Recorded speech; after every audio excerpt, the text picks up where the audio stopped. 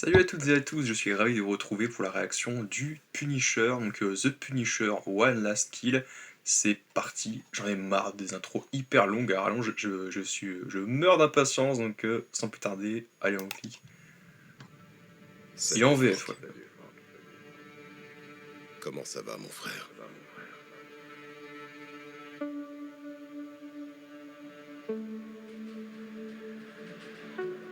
Parle-moi.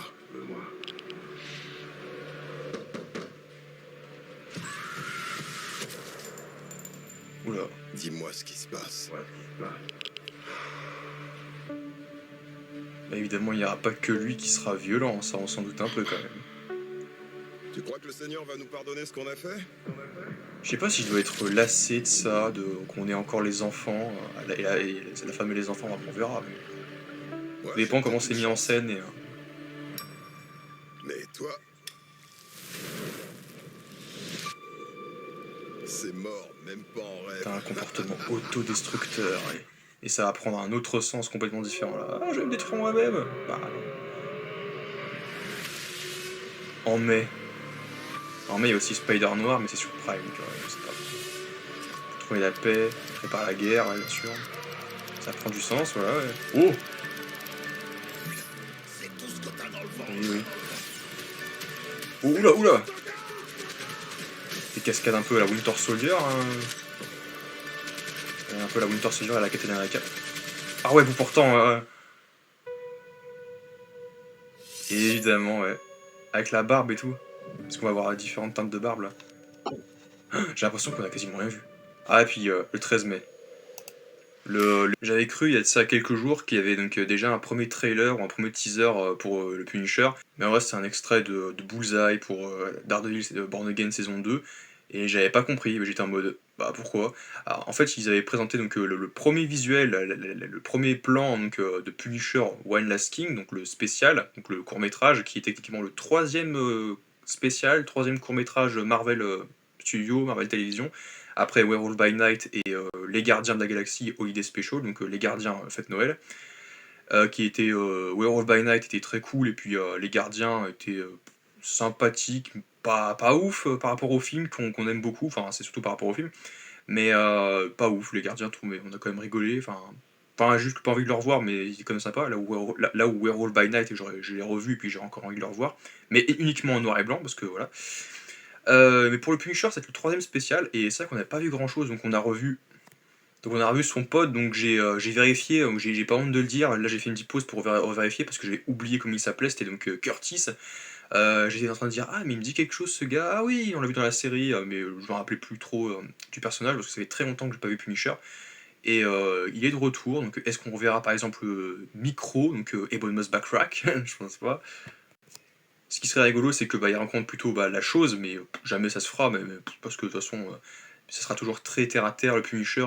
Et de toute façon, c'est pas plus mal que tout ce qui est Jessica Jones et Daredevil et Punisher rester dans leur bulle.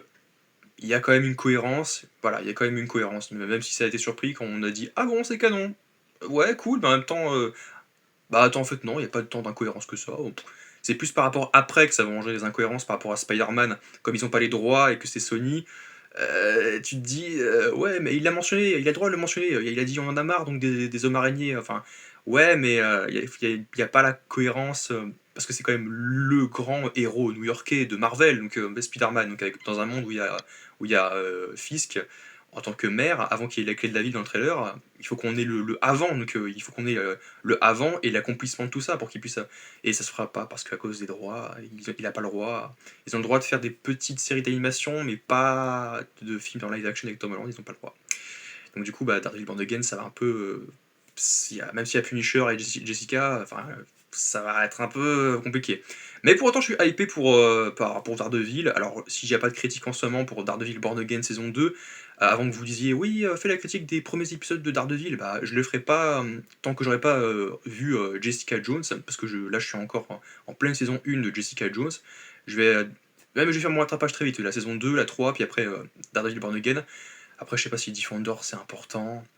Je sais qu'il y a des rumeurs qui disent effectivement des infos que apparemment que Luke Cage et Iron Fist seront de retour et qu'on aura donc la team complète des Defenders pour la saison 3.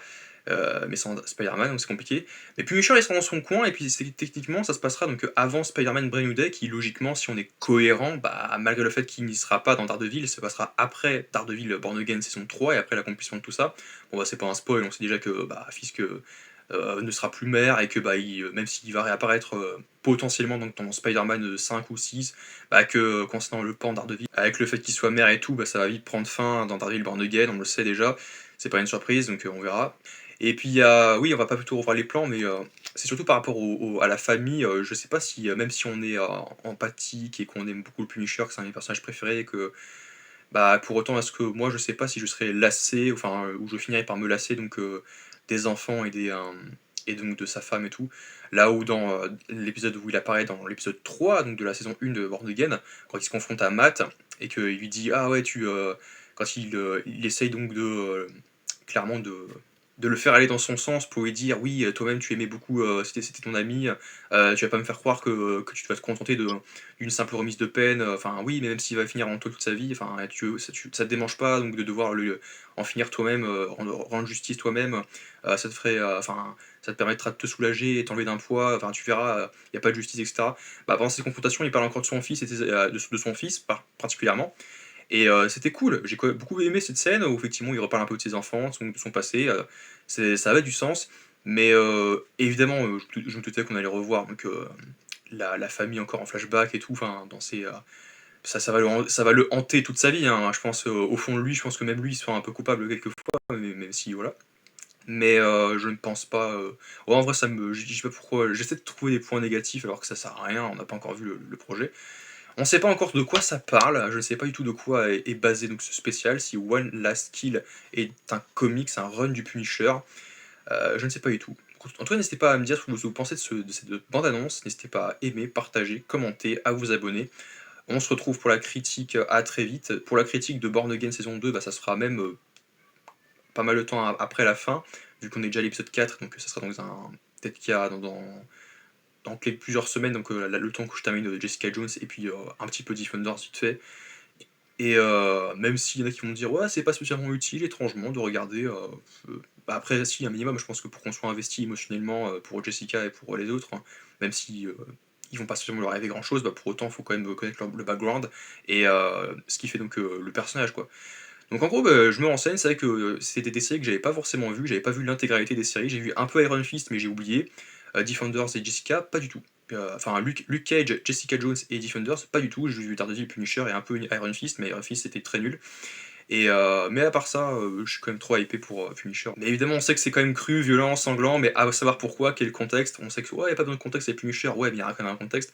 Allez on se retrouve à très vite pour une nouvelle vidéo en ma compagnie, je suis très très chaud pour la suite.